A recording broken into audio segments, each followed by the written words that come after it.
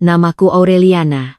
Dan jika ada satu pelajaran paling pahit yang kupetik dari pernikahan, itu adalah bahwa pengkhianatan tidak pernah datang dengan langkah keras. Ia datang dengan senyum manis, dengan suara lembut, dengan pelukan hangat, lalu perlahan menyelinap ke jantung rumahmu, duduk di meja makanmu, meminum teh dari cangkir favoritmu, bahkan memanggilmu sahabat sambil diam-diam menghitung berapa lama lagi hidupmu akan mereka hancurkan, dan aku mengetahui semua itu bukan dari firasat, bukan dari gosip, bukan dari pesan anonim, melainkan dari telingaku sendiri, dari malam yang seharusnya biasa saja namun justru menjadi awal dari kehancuran dua manusia yang paling kupercaya, suamiku, Raka, dan sahabat terbaikku sejak kuliah, Nadine. Perempuan yang pernah kuizinkan masuk ke seluruh ruang hidupku tanpa pernah kubayangkan bahwa ia akan masuk terlalu jauh, sampai ke tempat tidur suamiku dan sampai ke rencana paling busuk untuk merampas seluruh milik. Malam itu hujan turun tipis di luar jendela, rumah besar peninggalan ayahku terasa dingin dan hening. Aku baru pulang lebih cepat dari acara amal perusahaan keluarga karena mendadak migrain. Para pelayan sudah pulang ke pavilion belakang, dan lampu lantai 2 masih menyala redup. Aku berniat naik ke kamar, berharap bisa berbaring tenang, tetapi suara tawa pelan dari ruang kerja kecil di samping perpustakaan membuat langkahku terhenti. Awalnya aku mengira Raka sedang menelepon rekan bisnis. Namun ketika ku dengar suara perempuan yang sangat kukenal, jantungku mendadak menegang, aku mendekat tanpa suara, dan pintu ruang kerja itu tidak benar-benar tertutup rapat, cukup menyisakan celah tipis yang membuat setiap kata di dalamnya terdengar jelas. Kamu yakin Aurel nggak curiga? Suara Nadine terdengar manja, diikuti tawa rendah Raka yang selama ini kukira hanya milikku. Dia terlalu percaya sama kita, Nadine. Justru itu yang bikin semuanya gampang. Lututku terasa lemas seketika, tetapi yang menghantamku lebih keras adalah kalimat berikutnya. Setelah ulang tahunku selesai, kita jalan sesuai rencana. Aku bikin dia tanda tangan beberapa dokumen atas nama restrukturisasi aset. Kartu akses rekening juga sudah hampir di tanganku. Setelah itu kita bisa dorong dia keluar dari rumah ini pelan-pelan, bilang saja dia stres, gak stabil, lalu kita nikah tanpa perlu repot bagi harta terlalu banyak. Nadine tertawa kecil, tawa yang pernah menenangkanku saat aku putus cinta di masa muda.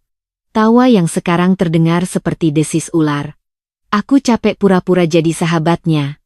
Tapi demi semua ini aku tahan, lagian rumah ini bagus banget. Aku sudah bayangin pesta prewedding kita di taman belakang.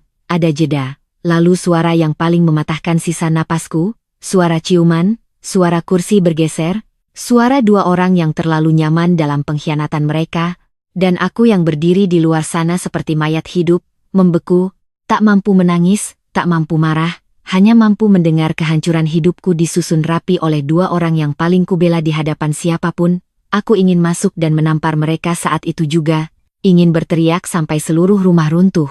Namun entah dari mana datangnya kekuatan dingin yang menahan kakiku tetap diam. Mungkin itu bukan kekuatan, mungkin itu adalah titik ketika rasa sakit sudah terlalu besar sehingga berubah menjadi kejernihan, dan dalam kejernihan itulah aku mengerti bahwa orang seperti mereka tidak cukup dihancurkan dengan amarah sesaat.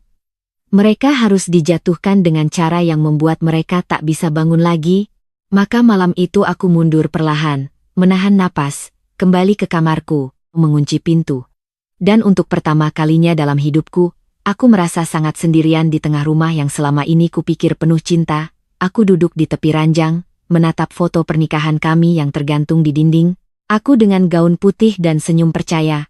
Raka dengan tatapan lembut yang ternyata hanya kepandaian akting. Dan di album digital di ponselku masih tersimpan ribuan momen bersama Nadine, liburan, pesta ulang tahun, tangisan, pelukan, semua itu mendadak terasa palsu, seperti set panggung yang dicat indah tetapi busuk dari belakang. Aku tidak tidur semalaman, aku menyusun ulang semua kejadian beberapa bulan terakhir, perhatian Raka yang menurun, pertanyaan-pertanyaan aneh tentang dokumen perusahaan keluarga, permintaannya untuk ikut campur lebih dalam ke aset pribadiku, kebiasaan Nadine yang tiba-tiba sering datang tanpa diundang, alasan mereka yang selalu tampak masuk akal, dan betapa bodohnya aku karena selalu memilih percaya, tetapi pagi datang membawa sesuatu yang lebih tajam dari luka. Ia membawa keputusan, aku tidak akan menangis di depan mereka, aku tidak akan memberi mereka kepuasan melihatku hancur. Aku akan tersenyum, berpura-pura tak tahu apa-apa, lalu kubiarkan mereka berdiri sendiri di atas jebakan yang mereka gali, dan sejak hari itu aku mulai memainkan peranku, peran istri yang sedikit lebih lembut, sedikit lebih manja, sedikit lebih percaya, cukup agar Raka tidak waspada, cukup agar Nadine tetap merasa memegang kendali, sambil diam-diam aku menghubungi orang-orang yang benar-benar loyal pada keluargaku, orang-orang yang tidak bisa dibeli hanya dengan rayuan atau hasrat. Yang pertama kuhubungi adalah Om Bram, kepala legal perusahaan ayahku yang sejak kecil sudah kuanggap paman sendiri. Aku datang ke kantornya tanpa memberitahu siapapun, dan ketika ia melihat wajahku yang pucat, ia langsung menutup pintu dan berkata, "Siapa yang menyakitimu?" Pertanyaan sederhana itu membuat tenggorokanku nyaris pecah. Tetapi aku menelan semuanya dan menceritakan yang perlu, tidak semua detail yang memalukan, cukup yang penting, bahwa suamiku dan sahabatku berselingkuh dan sedang merencanakan pengambilalihan asetku melalui manipulasi dokumen. Om Bram mendengarkan tanpa menyela, wajahnya semakin dingin setiap menit, lalu ia berkata pelan, "Mulai sekarang jangan tanda tangani apapun, jangan berikan akses apapun, dan biarkan saya menyiapkan perlindungan hukum." Dari situ roda pembalasan mulai bergerak. Aku meminta tim audit internal memeriksa seluruh akses ke rekening pribadiku, kartu kredit tambahan, otorisasi digital, dan email perusahaan yang pernah kusinkronkan di laptop rumah. Hasilnya membuat darahku mendidih. Raka memang belum berhasil mengambil alih semuanya, tetapi ia sudah mencoba membuka beberapa file penting. Sudah menanyakan struktur trust keluarga pada staf keuangan dengan alasan belajar bisnis. Bahkan sudah 2 kali meminta sekretarisku menjadwalkan pertemuan dengan bankir pribadi tanpa sepengetahuanku. Untungnya semua ditolak karena protokol otorisasi di perusahaan ayahku sangat ketat. Nadine sendiri tak kalah licik. Dari rekaman CCTV rumah dan catatan tamu, ia datang jauh lebih sering daripada yang kukira. Bahkan beberapa kali saat aku sedang dinas keluar kota, dan dari satu pelayan yang akhirnya berani bicara setelah kujamin pekerjaannya aman. Aku tahu Nadine sering naik langsung ke kamar utama dengan alasan menunggu Raka. Rumahku, kamarku, ranjangku, semuanya dipakai untuk memupuk pengkhianatan mereka. Selama beberapa hari aku menjalani hidup seperti aktris, sarapan bersama Raka, tertawa pelan saat ia melontarkan lelucon hambar, memeluk Nadine ketika ia datang membawa kue atau bunga, seolah aku tidak mendengar sendiri suara desahan mereka dari ruang kerja malam itu. Setiap senyum yang kuberikan terasa seperti kaca yang kutelan. Tetapi aku terus melangkah, karena balas dendam paling manis bukan yang meledak terlalu cepat, melainkan yang datang di saat musuh merasa paling aman. Aku juga memanggil Dito, sepupuku yang bekerja di bidang keamanan digital, lelaki pendiam namun teliti yang selalu kukenal sebagai orang yang tak banyak bertanya jika diminta membantu sesuatu yang sensitif. Tanpa menjelaskan terlalu jauh, aku memintanya memulihkan data dari sistem CCTV rumah, backup kamera ruang tengah, lorong lantai 2, taman belakang, dan garasi, juga memeriksa apakah ada perangkat asing yang pernah tersambung ke Wi-Fi rumah dan cloud penyimpanan keluarga. Dalam waktu 3 hari, ia memberiku folder terenkripsi berisi potongan-potongan kebenaran yang menjijikan. Raka dan Nadine berciuman di dapur tengah malam, masuk ke kamar utama ketika aku sedang berada di Bandung untuk rapat, duduk berduaan di ruang kerja sambil membuka map dokumen. Bahkan ada rekaman suara samar dari salah satu mikrofon internal sistem keamanan yang menangkap kalimat Nadine, "Begitu semua aset beres, dia bisa kita buang pelan-pelan." Perempuan kayak Aurel itu kuat di luar doang, dalamnya rapuh. Aku menonton semua itu dengan tangan dingin, mulut kering, dan kebencian yang tak lagi panas melainkan beku dan terarah. Namun kejutan terbesar belum selesai. Dito yang mencurigai sesuatu juga memeriksa jejak digital Nadine secara terbatas melalui perangkat yang pernah dipakai di rumah, dan disitulah ia menemukan bahwa Nadine bukan hanya tidur dengan suamiku, ia juga berhubungan dengan beberapa pria lain, salah satunya seorang pengusaha hotel yang sudah beristri, satu lagi pelatih kebugaran pribadi, dan bahkan seorang pria muda yang tampaknya model freelance. Aku menatap layar itu lama sekali, lalu tertawa tanpa suara, bukan karena lucu, tetapi karena ironi yang begitu telanjang. Perempuan yang berusaha merebut hidupku dengan dalih cinta ternyata bahkan tidak setia pada pria yang ia pikir akan menjadi batu loncatannya, dan di saat itulah sebuah ide muncul sangat jernih di kepalaku, ide yang kejam, terukur, dan sempurna untuk hari yang paling tepat. Ulang tahun Raka yang ke-35, pesta besar yang setiap tahun selalu ia rayakan mewah, karena ia suka menjadi pusat perhatian.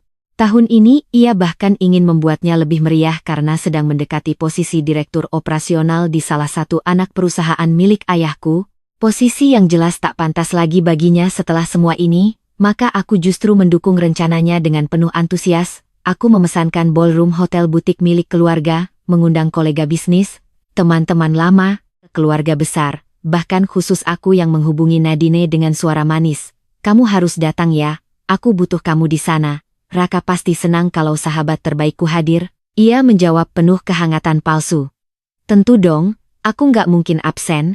Aku bisa membayangkan ia mungkin berpikir malam itu akan menjadi langkah lain menuju kemenangan mereka, mungkin ia akan berdiri di sampingku sambil diam-diam menertawakanku, tak tahu bahwa aku sedang menyiapkan panggung untuk pemakaman sosialnya sendiri. Seminggu sebelum pesta, Om Bram menuntaskan semua yang perlu. Surat gugatan cerai siap ditandatangani dan diajukan kapanpun aku mau. Surat penghentian fasilitas kartu kredit tambahan sudah disiapkan dengan instruksi aktif tepat pada jam yang kutentukan.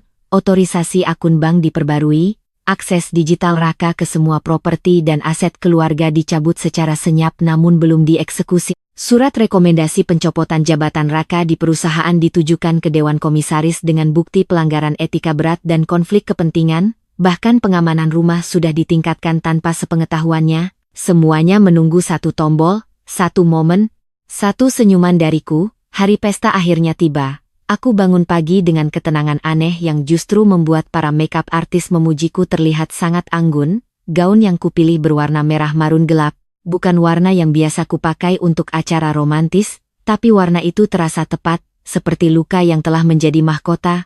Aku menata rambut, memakai anting berlian peninggalan ibu, dan menatap diriku sendiri di cermin. Perempuan di sana terlihat cantik, dingin, dan jauh lebih dewasa daripada Aureliana yang dulu percaya bahwa cinta cukup untuk menjaga rumah tangga. Ketika malam turun dan tamu mulai berdatangan, ballroom dipenuhi cahaya keemasan, musik jazz lembut, gelas-gelas kristal, dan tawa-tawa yang belum tahu mereka akan menjadi saksi salah satu malam paling memalukan dalam hidup suamiku. Raka tampak bahagia. Ia memelukku di depan tamu, mencium keningku, memainkan peran suami sempurna seperti biasa, dan aku membalas dengan senyum halus yang membuat beberapa orang memuji kami pasangan ideal. Nadine datang sekitar pukul 8 dengan gaun hitam berpotongan elegan, terlalu elegan untuk peran sahabat yang katanya ingin merayakan ulang tahun temanku. Tatapannya sempat bertemu denganku, dan ia tersenyum penuh percaya diri. Aku membalas dengan pelukan hangat. Kamu cantik sekali malam ini, kataku, dan ia menjawab, kamu juga. Aku senang lihat kalian bahagia. Hampir saja aku ingin tertawa keras di wajahnya, tetapi aku menahan diri. Acara berjalan mulus, pidato-pidato singkat, makan malam, musik, beberapa rekan bisnis memberi ucapan. Keluarga Raka datang dengan kebanggaan berlebih, karena anak mereka dianggap makin mapan sejak menikah denganku. Mereka tak tahu bahwa malam itu fondasi kebanggaan mereka akan runtuh sampai debunya pun tak tersisa. Ketika jam mendekati 9:30, MC mengumumkan bahwa sebagai istri, aku telah menyiapkan kejutan spesial untuk suamiku. Tamu bertepuk tangan, lampu meredup, dan sebuah layar besar di tengah ballroom menyala. Raka memegang tanganku sambil tersenyum. Kamu bikin apa lagi sih, sayang? Bisiknya. Aku menoleh kepadanya dan menjawab sangat pelan, kado yang pantas kamu terima. Ia tertawa kecil, tidak mengerti, tidak curiga. Lalu video dimulai. Awalnya hanya kumpulan foto manis pernikahan kami, liburan ke Bali, ulang tahun sebelumnya, potret rumah, seolah benar-benar video romantis biasa. Para tamu tersenyum, beberapa keluarga tampak terharu, Nadine pun ikut tersenyum tenang. Lalu musik berubah perlahan, gambar berganti, dan dalam sekejap ballroom yang semula hangat mendadak menjadi beku. Di layar tampak lorong lantai 2 rumahku dari rekaman CCTV, timestamp jelas, dan di sana terlihat Nadine masuk ke kamar utamaku. Beberapa menit kemudian Raka menyusul, pintu tertutup, tidak ada satu suara pun di ruangan itu selain denting sendok seseorang yang gugup menjatuhkan ke piring. Wajah Raka langsung kehilangan warna. Nadine kaku seperti patung, sebelum siapapun sempat mencerna. Video berikutnya muncul. Kali ini lebih telanjang. Potongan rekaman mereka berpelukan di dapur, saling mencium di ruang kerja, tangan Raka di pinggang Nadine. Nadine tertawa dengan kepala di bahu suamiku. Lalu sebuah rekaman audio diputar dengan volume jernih. Suara Raka yang selama ini begitu meyakinkan di telingaku kini terdengar seperti racun.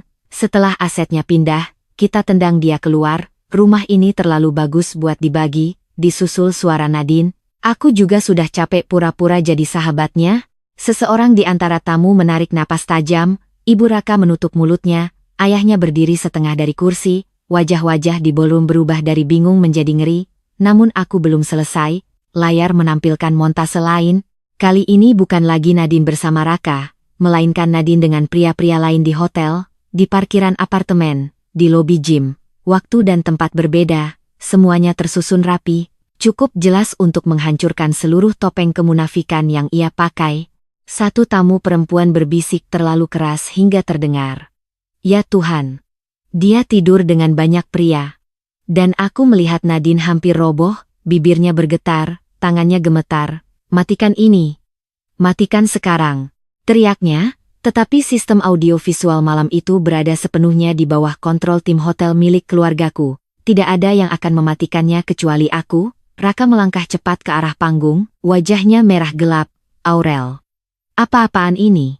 Bentaknya, namun sebelum ia mencapai tangga, dua petugas keamanan hotel yang sudah kuinstruksikan bergerak halus menahannya dengan alasan menenangkan suasana. Lalu video terakhir diputar, bukan rekaman intim, melainkan rekaman suara dari ruang kerja malam itu, suara yang paling penting, suara rencana mereka untuk merampas hartaku, mengeluarkanku dari rumah, dan menikah setelah semuanya selesai.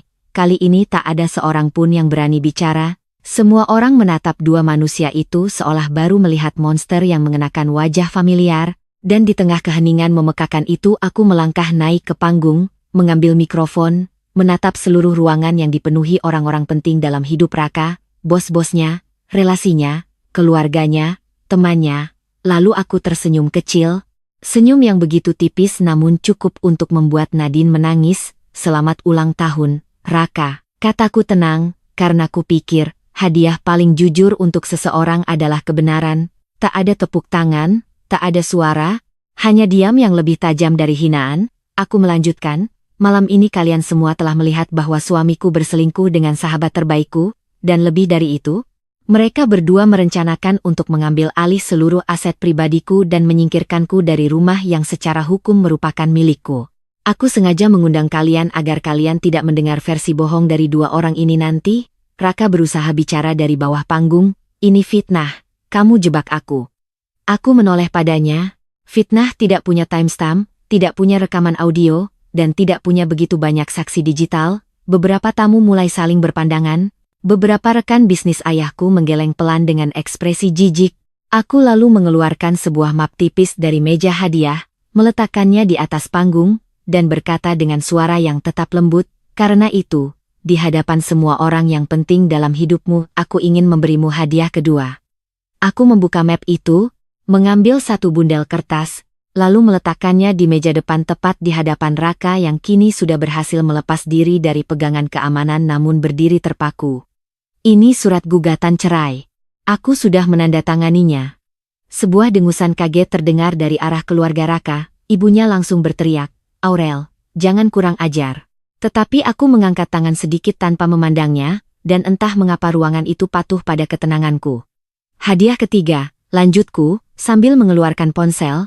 Semua kartu kredit tambahan atas namamu sudah diblokir mulai 1 menit yang lalu. Tepat saat itu ponsel Raka bergetar, ia refleks melihat layarnya. Dan aku tahu notifikasi dari bank telah masuk, wajahnya yang tadi merah kini berubah pucat keabu-abuan. Beberapa tamu yang dekat dengannya bisa melihat ekspresi paniknya, aku masih belum selesai. Hadiah keempat, aksesmu ke rekening, properti, dan sistem internal perusahaan keluarga saya sudah dicabut.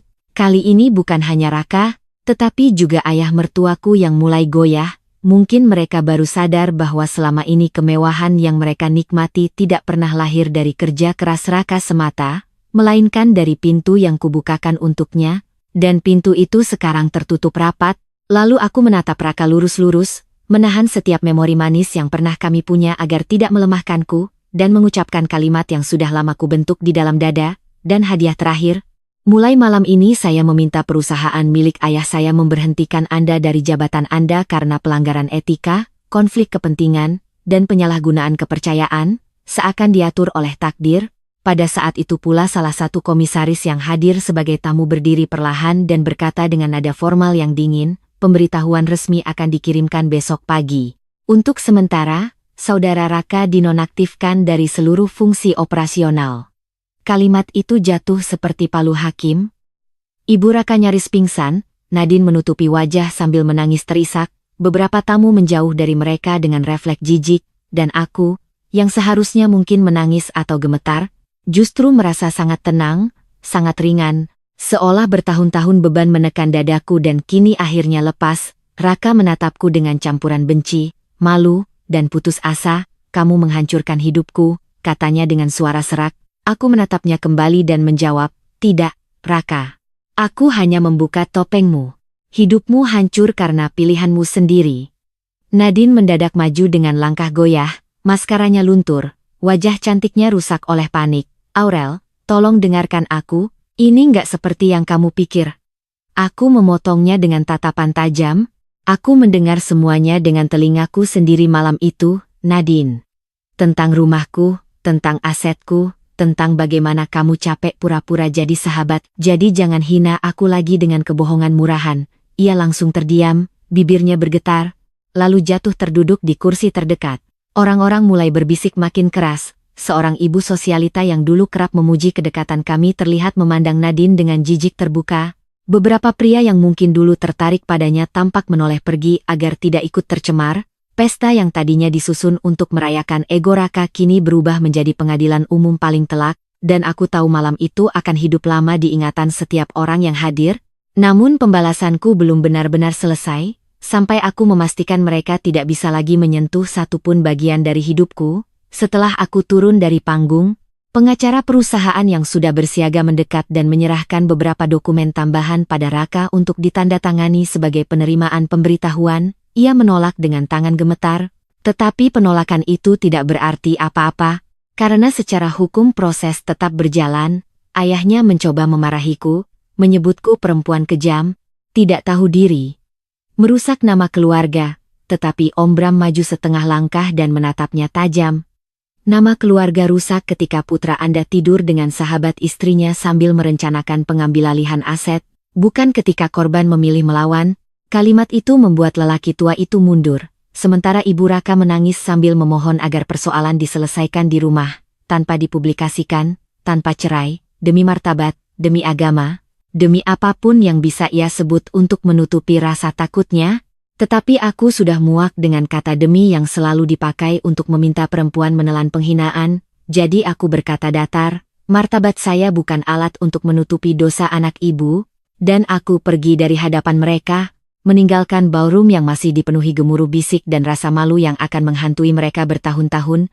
Malam itu aku tidak pulang ke rumah utama, aku pergi ke penthouse kecil milik keluarga di pusat kota, hanya bersama satu koper dan satu asisten pribadi yang paling kupercaya. Aku duduk di depan jendela tinggi, memandangi lampu kota, dan baru disitulah tubuhku akhirnya bergetar, bukan karena ragu, melainkan karena setelah sekian lama menahan luka, tubuhku baru sadar bahwa perang tahap pertama telah selesai. Aku menangis malam itu, menangis untuk semua kebodohanku, untuk kepercayaan yang kuserahkan pada orang yang salah, untuk rumah yang telah dinodai, untuk persahabatan yang ternyata cuma panggung sandiwara.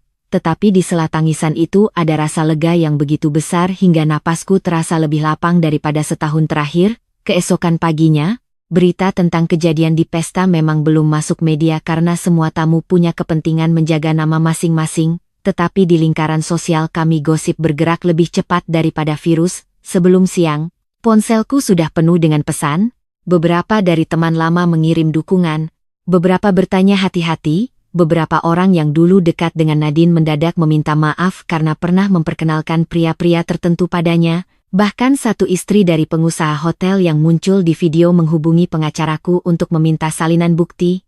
Lingkaran dosa Nadine rupanya jauh lebih luas daripada yang kubayangkan. Sementara itu Raka berkali-kali menelepon, mula-mula marah, lalu memohon, lalu mengancam akan menuntut balik karena pencemaran nama baik. Tetapi ancaman itu terdengar kosong ketika semua bukti ada di tanganku. Aku tidak menjawab satupun teleponnya, hanya membiarkan pengacara berbicara mewakiliku. Rumah utama segera kukunci dengan pengamanan tambahan, kode akses diganti, ruang kerja disegel untuk audit dokumen, dan semua barang pribadi Raka dipindahkan ke gudang terpisah melalui inventaris resmi. Ia boleh mengambilnya hanya melalui prosedur hukum, tidak lebih, tidak kurang. Nadine juga sempat datang ke gerbang rumah 2 hari kemudian, menangis, memohon ingin bicara, tetapi aku bahkan tidak muncul di depan kamera intercom. Aku hanya memberi instruksi singkat pada keamanan, tolak masuk. Catat waktunya. Aku tahu perempuan seperti dia hidup dari celah emosi, dari kemampuan membuat orang kasihan lalu membuka pintu, dan aku sudah selesai menjadi orang yang membuka pintu bagi ular. Proses hukum berjalan cepat, karena perjanjian pranikah kami sangat kuat, berkat ketelitian ayahku dahulu yang selalu berkata bahwa cinta tidak boleh membuat seseorang buta terhadap perlindungan hukum, rumah, saham keluarga, rekening trust, dan hampir seluruh investasi besar berada di luar jangkauan klaim Raka. Satu-satunya yang mungkin diperdebatkan hanyalah beberapa pembelian kecil selama pernikahan, dan itu pun tidak sebanding dengan yang ia kira akan ia dapatkan. Aku bisa membayangkan betapa paniknya ia saat menyadari bahwa seluruh rencananya dibangun di atas kesalahpahaman bahwa aku selembut dan setidak berdaya yang ia inginkan. Yang lebih buruk lagi baginya adalah pemecatan dari perusahaan ayahku langsung menghantam reputasinya. Dunia bisnis tidak peduli pada drama romantis, tetapi sangat peduli pada integritas dan risiko, dan lelaki yang tertangkap menyalahgunakan kepercayaan pemilik perusahaan sambil berselingkuh dengan sahabat istrinya jelas bukan kandidat menarik untuk jabatan manapun. Dalam 2 minggu, undangan rapatnya lenyap, beberapa kontak bisnis memblokirnya, dan kabar bahwa ia mencoba mendekati aset keluarga lewat jalur personal membuatnya dicap berbahaya. Keluarga Raka mulai panik total. Ibunya datang menemui ibuku yang sudah lama meninggal hanya dalam cerita lama, jadi sasaran berikutnya tentu aku. Ia menunggu di depan kantor pusatku. Mencoba memainkan peran mertua malang yang anaknya dianiaya istri kaya. Tetapi lagi-lagi bukti lebih keras daripada air mata.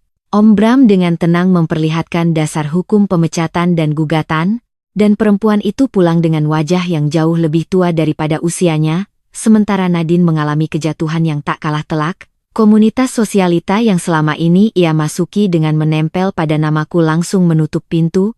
Beberapa brand lokal yang pernah mengajaknya jadi wajah kampanye kecil diam-diam membatalkan kerjasama, salon langganannya, klub kebugaran, bahkan grup arisan eksklusif tempat ia dulu suka memamerkan diriku sebagai sahabat kaya, mulai menjauhinya. Aku tidak perlu melakukan banyak hal untuk menghancurkannya. Kebenaran saja sudah cukup. Dan itulah mungkin hukuman paling menyakitkan bagi orang seperti Nadine, kehilangan panggung, kehilangan penonton, kehilangan akses, kehilangan pria yang ia kira akan menjadi tiket masuk menuju hidup mewah, karena setelah semua terbuka, Raka sendiri justru mulai menyalahkannya di mana-mana. Dari beberapa potongan chat yang sampai padaku lewat orang ketiga, aku tahu mereka saling tuduh, saling hina, saling membuka aib. Cinta agung yang mereka bangun di atas pengkhianatan ternyata tak tahan bahkan sebulan setelah topengnya copot. Aku seharusnya puas, tetapi anehnya yang kurasakan justru kehampaan sementara. Seperti rumah besar setelah pesta usai, terlalu sunyi, terlalu banyak gema, dan dalam sunyi itu aku mulai menyadari betapa besar bagian hidupku yang dulu kubangun di sekitar mereka. Kebiasaan menelepon Nadine saat stres, kebiasaan sarapan dengan Raka, rutinitas pulang ke rumah dengan asumsi ada seseorang menunggu, semua itu mendadak hilang, dan meski aku tahu kepergian mereka adalah keselamatan bagiku, tetap saja proses berduka atas ilusi yang mati tidak pernah ringan, maka aku membiarkan diriku berduka, namun kali ini dengan martabat. Aku pergi terapi, aku mengambil cuti pendek dari aktivitas sosial, aku menulis jurnal tiap malam, dan aku berjalan sendiri di taman rumah pada pagi hari, menatap embun di rumput sambil mengingat pesan ayahku dulu. Kalau suatu hari ada orang yang mencoba mengambil hidupmu, jangan cuma bertahan, ambil kembali semuanya. Dulu aku mengira itu hanya nasihat bisnis, sekarang aku paham itu juga nasihat tentang cinta. 3 bulan setelah pesta ulang tahun itu, sidang perceraian pertama digelar. Raka datang dengan wajah lebih kurus, setelan yang masih rapi tetapi aura percaya dirinya hancur. Ia mencoba menatapku dengan ekspresi sedih yang dulu mungkin akan meluluhkanku, tetapi kini yang kulihat hanya seorang lelaki yang terlalu bodoh mengorbankan istananya demi fantasi murahan. Hakim meminta kemungkinan damai, dan kuasa hukum Raka mencoba membangun narasi bahwa masalah rumah tangga ini masih bisa diperbaiki. Bahwa video di pesta hanyalah luapan emosi sesaat, bahwa tidak ada kerugian nyata, tetapi Om Bram membalas satu persatu dengan bukti, rekaman suara rencana pengambilalihan aset, percobaan akses dokumen finansial, konflik kepentingan di perusahaan, dan pelanggaran kepercayaan berat. Ruang sidang tak punya tempat bagi romantisasi pengkhianatan, semua menjadi dingin, faktual, dan mematikan. Nadine dipanggil sebagai saksi dalam proses terpisah yang berkaitan dengan unsur persekongkolan dalam dugaan penipuan aset, dan melihatnya masuk ke gedung pengadilan dengan kacamata hitam besar, tubuh kurus, dan langkah panik. Aku justru merasa iba untuk setengah detik, bukan iba yang ingin memaafkan, hanya iba pada betapa murahnya seseorang menjual dirinya demi mimpi hidup yang bukan miliknya. Namun iba itu lenyap ketika kuingat ia berdiri di ruang kerja rumahku sambil tertawa membayangkan pesta prewedding di tamanku. Tidak, ia tahu persis apa yang ia lakukan, dan orang yang sadar memilih menusuk tidak berhak menuntut dikasihani. Putusan perceraian akhirnya turun lebih cepat dari yang banyak orang perkirakan. Pernikahanku dengan Raka resmi berakhir, seluruh aset pribadiku tetap utuh di tanganku, klaimnya atas rumah dan portofolio keluarga ditolak. Dan gugatan baliknya tentang pencemaran nama baik tidak punya kaki untuk berdiri karena bukti video diperoleh dari sistem keamanan properti milikku sendiri secara sah. Ia keluar dari pengadilan tanpa melihat ke arahku, sementara ibunya berusaha memaki dari kejauhan, tetapi suaranya tenggelam di tengah langkah wartawan lokal yang mulai mencium cerita ini sebagai skandal sosial kelas atas. Aku berhenti sejenak di tangga pengadilan, menghirup udara siang yang panas, dan menyadari bahwa untuk pertama kalinya setelah sekian lama aku tidak lagi membawa beban namanya, tidak ada lagi istri Raka, tidak ada lagi sahabat Nadine, yang tersisa hanyalah aku, Aureliana, putri ayahku, pemilik hidupku sendiri, dan itu terasa luar biasa asing sekaligus membebaskan. Beberapa hari kemudian, aku mengadakan makan malam kecil di rumah bersama orang-orang yang benar-benar setia. Om Bram, Dito, 2 staf senior keuangan, dan 3 sahabat yang diam-diam tetap bersamaku tanpa banyak bertanya saat badai berlangsung. Kami tidak merayakan kehancuran siapapun, kami merayakan kelangsungan hidup. Kami minum teh, makan masakan rumahan favoritku, dan untuk pertama kalinya aku tertawa lepas tanpa rasa tertusuk. Salah satu sahabatku berkata, "Kamu tahu nggak, malam di pesta itu semua orang mengira kamu akan hancur, tapi kamu justru terlihat seperti ratu." Aku tersenyum dan menjawab, "Bukan ratu. Hanya perempuan yang akhirnya berhenti minta izin untuk marah." Mereka semua tertawa, tetapi di dalam hati aku tahu kalimat itu benar-benar inti dari semuanya. Selama ini banyak perempuan diajari menahan, memaafkan, diam, menjaga nama baik, menutup aib. Seolah dunia akan runtuh jika kita membiarkan kebenaran keluar. Padahal kadang justru dengan membiarkan kebenaran bicara, kita menyelamatkan diri sendiri dari mati perlahan. Bulan-bulan berikutnya kuisi dengan hal-hal yang dulu selalu kutunda. Aku mengambil alih posisi yang lebih aktif di yayasan keluarga, memperluas divisi pendidikan perempuan, mengunjungi beberapa cabang usaha ayahku, bahkan merenovasi ruang kerja di rumah utama yang dulu menjadi tempat aku mendengar pengkhianatan itu.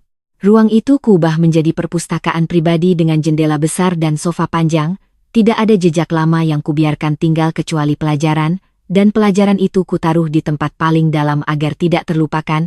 Sesekali aku masih mendengar kabar tentang Raka, bahwa ia mencoba membuka bisnis kecil dengan pinjaman dari keluarganya namun gagal, bahwa ia sempat tinggal berpindah-pindah, bahwa hubungannya dengan Nadine benar-benar berakhir buruk, bahkan katanya mereka sempat saling ancam membuka aib tambahan masing-masing, sementara Nadine sendiri kehilangan hampir semua lingkaran sosial yang dulu mengangkatnya. Ia pindah ke apartemen lebih kecil, menjual beberapa tas mewah, dan dikabarkan sempat mencoba mendekati pria kaya lain namun nama buruknya terlalu cepat mendahului. Semua itu terasa seperti akibat yang tak terhindarkan, bukan karena aku haus melihat mereka sengsara, tetapi karena hidup yang dibangun di atas pengkhianatan memang rapuh dari pondasinya. Suatu sore hampir setahun setelah malam pesta itu, aku duduk di taman belakang rumah, taman yang dulu ingin mereka pakai untuk prewedding khayalan mereka, dan aku menatap pohon Kamboja putih yang baru berbunga. Udara harum tanah setelah hujan, langit senja berwarna emas kusam, dan di momen hening itu aku tersenyum sendiri, membayangkan betapa sombong dan bodohnya mereka saat dulu mengira aku akan menjadi perempuan rapuh yang bisa disingkirkan setelah semua hartanya ditandatangani. Mereka salah besar. Mungkin karena selama ini aku terlalu lembut sehingga mereka mengira aku tidak punya taring, padahal kelembutan bukan lawan dari kekuatan. Kadang ia hanya kekuatan yang memilih tidak memukul sampai benar-benar diperlukan. Dan ketika akhirnya memukul, ia menghantam lebih bersih, lebih terukur, lebih telak. Kadang orang bertanya dalam hati, apakah aku menyesal memutar video itu di depan umum? Apakah aku tidak terlalu kejam? Apakah tidak lebih baik semuanya diselesaikan diam-diam? Jawabannya selalu sama. Tidak, karena dua orang itu tidak hanya berzina atau berbohong, mereka merencanakan pencurian hidup, mereka tidak sekadar melukai hati, mereka menyusun strategi untuk membuatku kehilangan rumah, martabat, dan masa depan, dan untuk kejahatan semacam itu, keheningan hanyalah hadiah, sedangkan aku tidak lagi memberi hadiah pada orang yang menikamku, aku memberi konsekuensi. Dan malam ulang tahun itu adalah konsekuensi dalam bentuk paling jujur. Setiap tatapan jijik yang mereka terima, setiap kartu yang diblokir, setiap pintu kantor yang tertutup, setiap undangan yang tak lagi datang, semuanya bukan kutukan, melainkan hasil dari pilihan mereka sendiri. Aku hanya memastikan hasil itu datang tanpa hambatan. Sekarang ketika aku bercermin, aku tidak lagi melihat perempuan yang dikhianati, aku melihat perempuan yang selamat. Perempuan yang belajar bahwa rumah tidak dibangun oleh keberadaan suami, persahabatan tidak dijamin oleh lamanya kenal, dan cinta tanpa integritas hanyalah jebakan berlapis bunga. Aku masih percaya pada cinta, tetapi bukan cinta yang meminta kita bodoh, bukan cinta yang membuat kita menutup mata terhadap tanda-tanda busuk. Aku percaya pada cinta yang tumbuh sejajar dengan hormat, dan kalau cinta semacam itu tidak datang, aku tetap utuh, tetap cukup, tetap megah dengan diriku sendiri. Karena aku sudah melewati hari ketika dua orang paling dekat mencoba menjatuhkanku, dan alih-alih jatuh, aku justru berdiri lebih tinggi, lebih dingin, lebih jernih. Jika malam itu di pesta ulang tahun Raka adalah panggung kejatuhan mereka, maka hari-hari setelahnya adalah panggung kelahiranku kembali, dan hingga kini aku masih ingat dengan sangat jelas detik ketika lampu ballroom meredup, layar menyala, dan wajah mereka perlahan hancur di depan semua orang. Detik itu bukan sekadar pembalasan, itu adalah detik ketika aku memilih diriku sendiri tanpa ragu, ketika aku menolak jadi korban dalam kisah yang mereka tulis, lalu merebut pena dari tangan mereka dan menulis akhir versiku sendiri, akhir di mana suami pengkhianat tidak mendapatkan rumah, sahabat palsu tidak mendapatkan mahkota, dan aku tidak kehilangan apapun yang benar-benar milikku, karena yang pergi hanyalah dua pengkhianat, sementara yang tersisa adalah seluruh hidupku, seluruh harga diriku, seluruh warisan ayahku, dan sebuah senyum tipis yang masih teringat jelas oleh semua tamu malam itu, senyum seorang perempuan yang berdiri di tengah reruntuhan dusta, menatap dua orang yang dulu merasa menang, lalu dengan tenang meletakkan surat cerai di atas meja, mengunci semua kartu, mencabut seluruh akses, meminta perusahaan ayahnya memecat suaminya, dan berjalan pergi dengan kepala tegak, meninggalkan mereka tenggelam dalam malu, panik, dan penyesalan yang datang terlalu terlambat, karena beberapa pintu, sekali tertutup, tidak akan pernah terbuka lagi, dan malam itu aku menutup semuanya dengan tanganku sendiri.